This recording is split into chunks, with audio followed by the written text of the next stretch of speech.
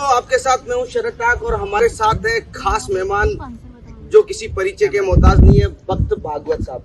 प्रभु जी आपको नमस्कार, राधे राधे। राधे राधे, हरे कृष्ण। वैसे तो मैं आपको हेलो हाई नहीं बोलूंगा क्योंकि आपके कई मैंने इंटरव्यूज देख लिए। हरे कृष्णा बोलो। तो ये हाई हेलो का तो आपने कंसेप्ट बता ही दिया कि नहीं बोलना चाहिए। एक बार और दर्शकों को बता दीजिए कि क्यों नहीं बोलना चाहिए। हाय हेलो छोड़ो, हरे कृष्णा बोलो। प्रभु, वैसे आपकी उम्र देखी जाए तो आपकी उम्र से ज्यादा तो आपकी बहुत लंबी जान पहचान हो गई है और इस जान पहचान के पीछे आपका नाम भागवत है और आपको भागवत का ज्ञान भी है। तो इस छोटी सी उम्र में इतना ज्ञान? हर ज्ञान की उम्र बचपन ही है। जो ज्ञान हम बचपन में लेते हैं वो ज्ञान हमारे साथ पूरा जीवन रहता है। जैसे बच्चे भौतिक ज्ञान लेने के लिए बचपन से स्कूल जाते हैं, वैसे ही भगवद गीता का ज्ञान भी हमें बचपन से लेना चाहिए। जैसे एक एग्जाम्पल बताऊं आपको? बताते हैं। जब पौधा छोटा होता है तो हम उससे कहीं भी मोड़ सकते हैं, तो जब वो पौधा बड़ा हो जाता है तो हम उससे कहीं भी मोड़ नहीं सकते। तो वैसे ही जब हम भगवद गीता पढ़ेंगे, हरे कृष्ण मंत्र का जप करेंगे, तो भगवद गीता हमें हमारे जीवन को सही दिशा देगी। आपकी उम्र 3 साल की थी तब आपने प्रसिद्धि पाना शुरू कर दिया था। आज आपकी उम्र कितने साल की हो गई है? 5 ईयर। आप 5। अच्छा 5। तो आपकी उम्र के बच्चे मोबाइल पर ध्यान देते हैं, कार्टून्स देखते हैं, स्कूल जाते हैं। रुको, ये क्या? मोबाइल में जब हम गेम्स देखते हैं तो हमारी बुद्धि खत्म हो जाती है, और जब हम ऐसे सिर पे भी हाथ रखते हैं तो भी हमारी बुद्धि खत्म होती है।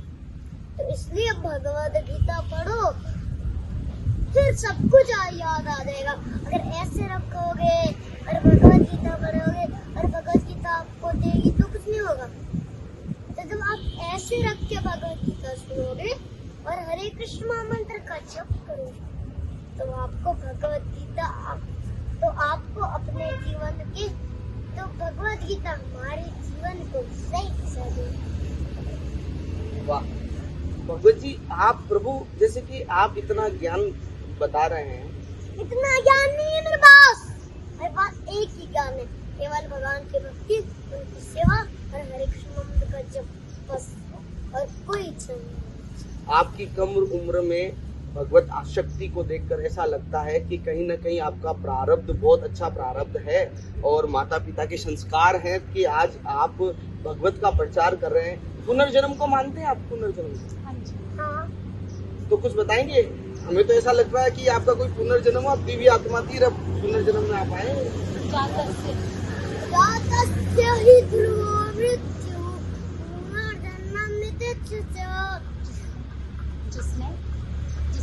जिसने जन्म लिया है उसकी मृत्यु निश्चित है, और मृत्यु के बाद पुनर्जन्म भी निश्चित है। तो इसलिए ये जीवन एक जीवन नहीं है, इसलिए एक जीवन नहीं है, नहीं तो हमें दोबारा जन्म लेना पड़ेगा। तो इसलिए भगवान की भक्ति करो और भगवद गीता के अनुसार चलो और हरे कृष्ण मंत्र का जप करो और भगवान श्री कृष्ण की भक्ति करो और भगवान के धाम जाओ। वाह, अच्छी बात है। लेकिन प्रभु जैसे कि हमें ऐसा लगता है, हम ऐसा सोचते हैं आपके इंटरव्यूज देख के, आपके जो भगवत का जो श्लोक आपको याद है, कंटेस्ट है, तो 3 साल की उम्र में आपको सब कुछ याद होना, तो कहीं ना कहीं ये आप अपने पूर्व जन्म से साथ लेके आए हैं, भगवत को अपने यादाश्त के साथ लेके आए? बिल्कुल, जब मैं अपने माता के पेट में था तब से मैंने भक्ति करना शुरू कर दिया था, और जब मैं प्रभुपाद के साथ गया था तभी मैंने भगवत गीता पढ़ना शुरू किया।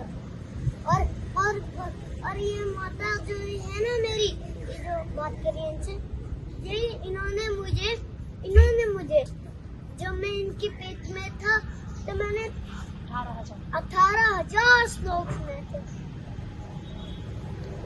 प्रभु आपके दोस्त होंगे, जानना चाहेंगे ज्ञान आपके? प्रभु, एक ज्ञान प्रभु, यज्ञपति प्रभु, ज्योति माता जी और हरियंश, ये मेरे फ्रेंड हैं। और 5 कृष्ण बेस्ट, वो मेरे बेस्ट फ्रेंड। अच्छा, आप खेलते हैं, क्या खेलना पसंद है आपको? कृष्णा का गेम, भक्ति तोड़ूंगा मैं, छुपाई छुपाई खेलूंगा मैं, भाग कन्हैया भाग,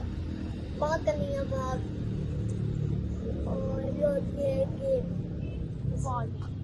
बॉल खेलना। आपका जन्म किस धरती पे हुआ, किस जगह हुआ, अवतरण कहाँ हुआ, कौन सा आपकी सिटी है, गांव? गुड़गांव। अच्छा, गुड़गांव। वैसे गुरुग्राम। गुरुग्राम। अभी कहाँ रहते हैं आप?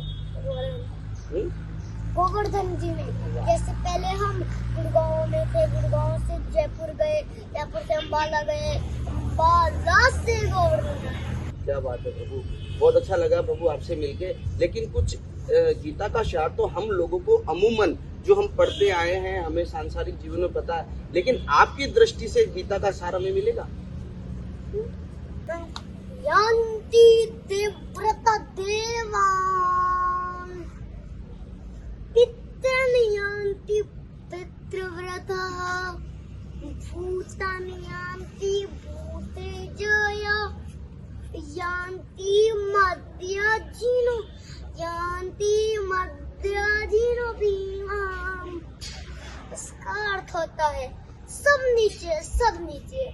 मतलब जो देवताओं की पूजा करते हैं वो देवताओं के पास जाते हैं, जो पितरों की पूजा करते हैं वो पितरों के पास जाते हैं, जो भूतों की पूजा करते हैं वो भूतों के पास जाते हैं, और जो भगवान श्री कृष्ण की पूजा करते हैं वो भगवान श्री कृष्ण के पास जाते हैं। इसलिए आप भी भगवान श्री कृष्ण की पूजा करिए और भगवान श्री कृष्ण के पास जाइए। आप भी ठाकुर जी की तरह, भगवान श्री कृष्ण की तरह नटखट नजर आ रहे हैं, कहीं न कहीं बालक भगवान का रूप होते हैं, तो क्या हम आपको? मैं भगवान नहीं हूँ, मैं उनका दास हूँ। भगवान होते हैं और कोई भगवान नहीं होता। एक भगवान है, एक भगवान है, एक ईश्वर कृष्ण और सब भृत्य यारे याइते निचाय से ताइचे करे नृत्य। इसका अर्थ होता है सभी शास्त्र कहते हैं कि केवल और केवल भगवान श्री कृष्ण ईश्वर है और बाकी देवी देवताओं के दास है। जैसा भगवान उनको करने के लिए कहते हैं वो वैसा ही कार्य करते हैं। जैसा भगवान उनको करने के लिए कहते हैं वो वैसा ही कार्य करते हैं। तो इसलिए आप भी भगवान श्री कृष्ण की बात मानो और आप भी ध्यान से सुनो और आप भी उनके जैसा जो उन्होंने कहा उसका कार्य करो। प्रभु, जैसे आप भगवान नहीं हैं, आपने कहा कि मैं भगवान नहीं हूँ, भगवान का दास हूँ, लेकिन आपकी आसक्ति भागवत में, आपकी आसक्ति प्रभु श्री कृष्ण में, तो एक आसक्ति रखने वाले संत के दर्शन किए हैं तो हमारा भी कहीं ना कहीं तो पाप डूबेगा। हमने हमारे सांसारिक जीवन में पाप किया होगा। जो मैं कह रहा हूँ उसको मानो तब पाप जो कम मैं कह रहा हूँ उसको मानो तभी पाप कटेंगे आपके।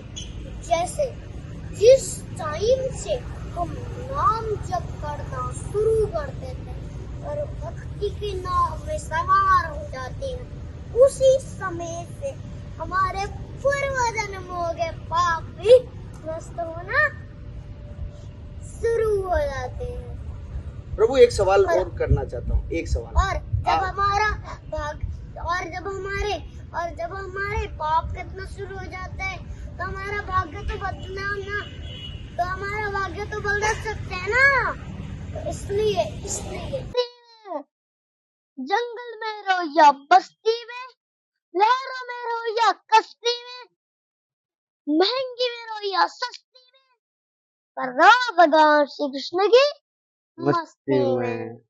जो रहते हैं भगवान श्री कृष्ण के बस्ती में, चार चांद लग जाते हैं उसकी हस्ती में। क्या बात है। तो प्रभु जी आपको सिरोही आके कैसा लगा, और आज यहाँ हिलक्रिस्ट रिसोर्ट भी पधारे हैं, ये रिसोर्ट आपको कैसा लगा? अच्छा लगा। अगर हम इस पानी में एक यमुना जी का ड्रॉप डालें, पूरी यमुना जी हो जाएगी। तो प्रभु जी आपका बहुत बहुत आभार, आपसे आज वार्ता करके बहुत अच्छा लगा और हमारे दर्शकों को भी बहुत अच्छा लगा होगा।